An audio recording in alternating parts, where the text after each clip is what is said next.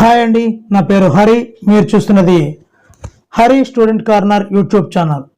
జూన్లో TET notification విడుదలయ్యే అవకాశం ఉందండి. విద్యాశాఖ కసరత్తు ప్రారంభించింది. 2018 తర్వాత మళ్ళీ ఇప్పుడే ప్రారంభమైంది.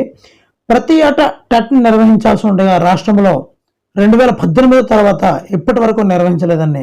దీంతో డిఈడి బిఈడి పూర్తి చేసిన అభ్యర్థులు 5 ఏళ్లుగా ఎదురు చూస్తూనే ఉన్నారు.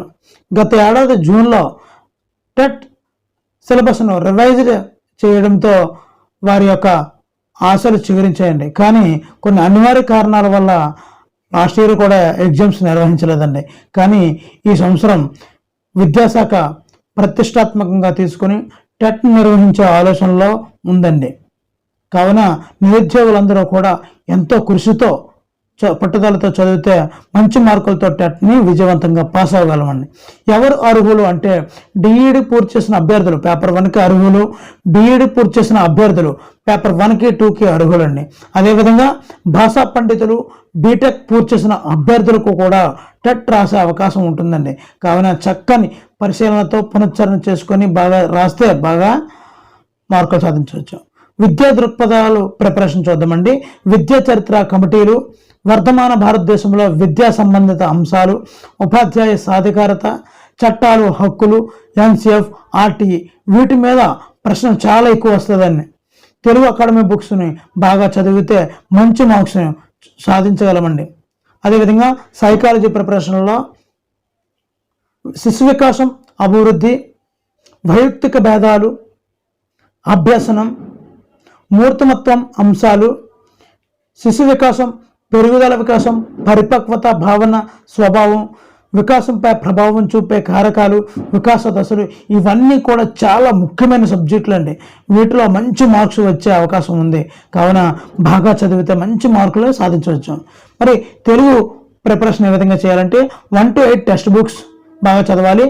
కవులు, కావ్యాలు, అర్థాలు, పర్యాయ పదాలు, జాతీయాలు, భాషాంశాలు వీటన్నిటిని కూడా స్కోరింగ్ సబ్జెక్టులు అండి ఇవన్నీ. కాబట్టి వీటిని బాగా ప్రిపేర్ అయితే మంచి మార్కులు తెలుగులో సాధించవచ్చండి.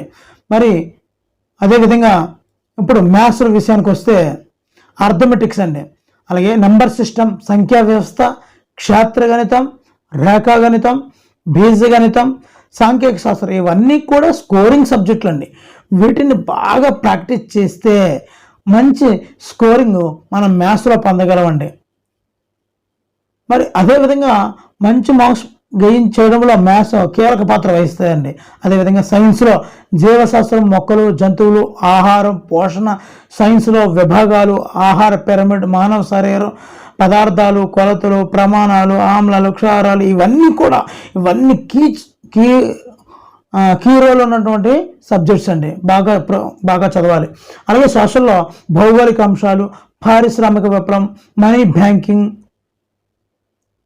ప్రభుత్వం, రాజకీయ వ్యవస్థలు, జాతీయోద్యమం, భారత రాజ్యాంగం, పరిపాలన, సాంఘిక సంస్థలు వీటిని బాగా ప్రిపేర్ అవ్వాలండి. అదేవిధంగా సిలబస్ ఏ విధంగా ఉంటుంది ప్యాటర్న్ చూస్తున్నట్లయితే చైల్డ్ సైకాలజీ 30 మార్కులు ఉంటుందండి. లాంగ్వేజ్ 1 తెలుగు 24 మార్కులు కంటెంట్, 6 మార్కులు మెథడాలజీ. లాంగ్వేజ్ 2 24 మార్కులు కంటెంట్, 6 మార్కులు methodology. Maths 24 content, 6 methodology. Science 24 మార్కులు కంటెంట్, 6 మార్కులు మెథడాలజీ. ఈ విధంగా సిలబస్ ప్యాటర్న్ అంటూ ఉంటుందండి. అదేవిధంగా అర్హత ఎలా సాధించాలి టెట్లో అనుకుంటే ఓసీ అభ్యర్థులు 60% మార్క్స్ అంటే 90 మార్కులు సాధించాలండి. అదేవిధంగా బీసీ అభ్యర్థులు 50% మార్క్స్ సాధించాలి అంటే 75 మార్క్స్. అలాగే ఎస్సీ, ఎస్టీ, పీహెచ్ అభ్యర్థులకు 40% మార్క్స్ అంటే 60 మార్క్స్ని సాధించాల్సి ఉంటుందండి. ఒక్కసారి టెట్లో విజయవంతమైతే జీవితాంతం ఉంటుందండి.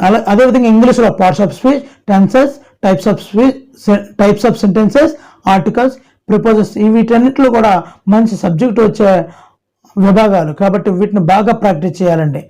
మరి పెద్ద రిక్రూట్మెంట్ జరుగుతున్న కారణంగా అభ్యర్థుల సంఖ్య భారీగా పెరిగే వీలు ఉంటుందని భావిస్తున్నామండి. సబ్జెక్టు మీద లోతైన పరిశీలన చేయండి, నోట్స్ రాసుకోండి. ప్రతి సబ్జెక్ట్ మీద మాక్ టెస్ట్లో ఎక్కువగా రాస్తూ ఉండండి. దీనివల్ల సబ్జెక్టులో లోటుపాట్లు మీకు తెలుస్తాయి. కాలం చాలా విలువైందండి. 5 సంవత్సరాలుగా ఈ సమయం కోసం వేచి ఉన్నామన్న సంగతి గుర్తుంచుకోండి.